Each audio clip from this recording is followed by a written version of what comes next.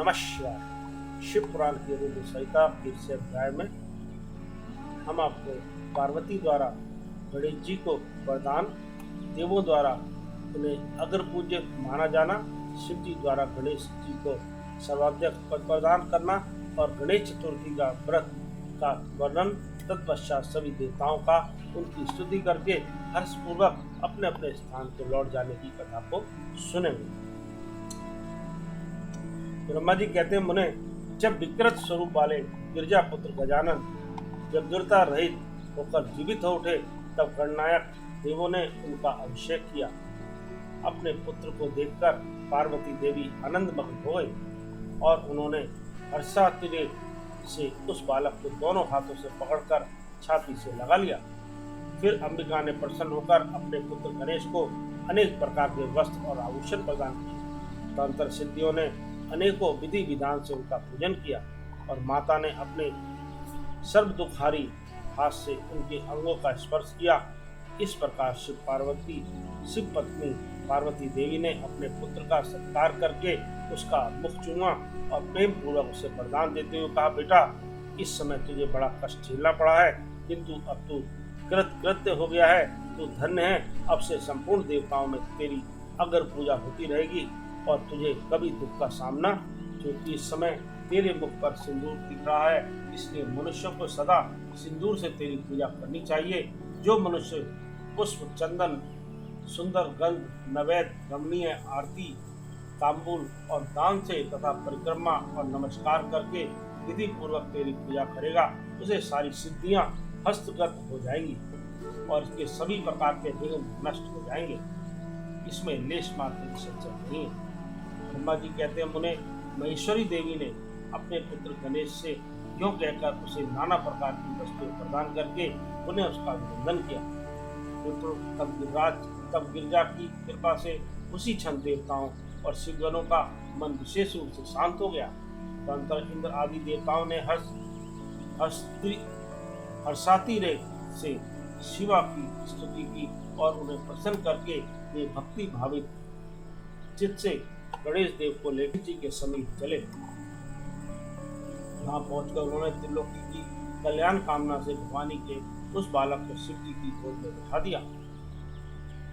तब शिव जी भी उस बालक के मस्तक पर अपना कर कमल फेरते हुए देवताओं से बोले, यह मेरा दूसरा पुत्र है। तत्पश्चात गणेश ने भी उठकर शिव जी के चरणों में अभिवादन किया। फिर पार्वती को, मुझको, विष्णु और नारद आदि सभी ऋषियों को प्रणाम करके आगे खड़े होकर उन्होंने कहा, यो अभिमान करना मनुष्यों का स्वभाव ही है, अतः आप लोग मेरा अपराध क्षमा करें। तब मैं शंकर और विष्णु इन तीनों देवताओं ने एक साथ ही प्रेम पूर्वक उन्हें उत्तम वर प्रदान करते हुए कहा, सुरवरों, जैसे त्रिलोकी में हम तीनों देवों की पूजा होती है, उसी तरह तुम सबको इन गणेश का भी पूजन करना चाहिए। मनुष्यों को चाहिए कि पहले इनकी पूजा करके तत्पश्चात हम लोगों का पूजन करें। ऐसा करने से हम लोगों की पूजा संपन्न हो जाएगी।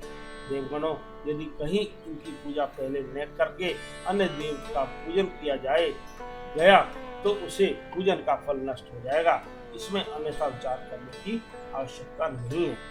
ब्रह्मा जी कहते हैं, मुने, तदनंतर ब्रह्मा, विष्णु और शंकर आदि सभी देवताओं ने मिलकर पार्वती को प्रसन्न करने के लिए वहीं गणेश को सर्वाध्यक्ष घोषित कर दिया। उसी समय शिव जी परम प्रसन्न चित्त से उन्हें गणेश जी को लोक में सर्वदा सुख देने वाले अनेकों वर प्रदान करते हुए बोले। शिव जी ने कहा, गिरजानंदन, निसंदेह मैं तुम पर परम प्रसन्न हूँ। मेरे प्रसन्न हो जाने पर अब तू सारे जगत को ही प्रसन्न हुआ समझ। अब कोई भी तेरा विरोध नहीं कर सकता। तू शक्ति का पुत्र है, अतः अत्यंत तेजस्वी है।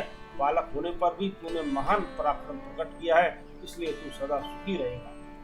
विघ्न नाश के कार्य में तेरा नाम सबसे श्रेष्ठ होगा। तू सबका पूज्य है, अतः अब मेरे संपूर्ण गणों का अध्यक्ष हो जा। इतना कहने के पश्चात महात्मा शंकर जी अत्यंत प्रसन्नता के कारण गणेश को पुनः वरदान देते हुए बोले, गणेश्वर, तू भाद्रपद मास की कृष्ण पक्ष की चतुर्थी तिथि को चंद्रमा का सूर्योदय होने पर उत्पन्न हुआ है। जिस समय गिरजा के सुंदर चित्त से तेरा रूप प्रकट हुआ है, उस समय रात्रि का प्रथम पहर बीत रहा था। इसलिए उसी दिन से आरंभ करके उसी तिथि में तेरा उत्तम व्रत करना चाहिए।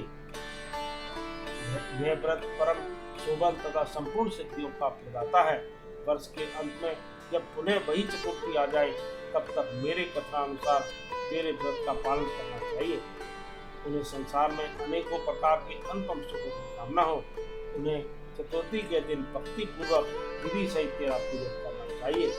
जब मार्गशीर्ष मास के कृष्ण पक्ष की चतुर्थी आए, तब उस दिन प्रातः काल स्नान करके व्रत के लिए ब्राह्मणों से निवेदन करें। पूर्वोक्त विधि से उपवास करके फिर धातु की, मूंगे की, श्वेत मदार की अथवा मिट्टी की मूर्ति बनाकर उसकी प्राण प्रतिष्ठा करें और भक्ति भाव से नाना प्रकार के दिव्य गंधों, चंदनों और पुष्पों से उनकी पूजा करें।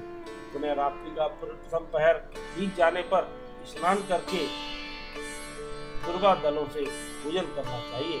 यह दुर्वा जड़ रहित 12 अंगुल लंबी और 3 गांठों वाली होनी चाहिए। यह दुर्वा जड़ रहित 12 अंगुल लंबी और 3 गांठों वाली होनी चाहिए। ऐसी 101 अथवा 21 दुर्वा से उस स्थापित प्रतिमा की पूजा करें। तत्पश्चात धूप दीप अनेक प्रकार के नैवेद्य, तांबुल, अर्घ और उत्तम पदार्थों द्वारा गणेश जी का पूजा करें और स्तवन करके उसके आगे प्रणिपात करें।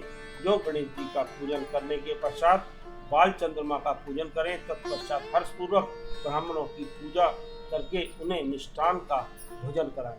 उनके भोजन कर लेने के बाद स्वयं भी नमक रहित मिष्टान का ही प्रसाद पाएं। फिर गणेश जी का स्मरण करके अपने सभी नियमों का विसर्जन कर दें। इस प्रकार करने से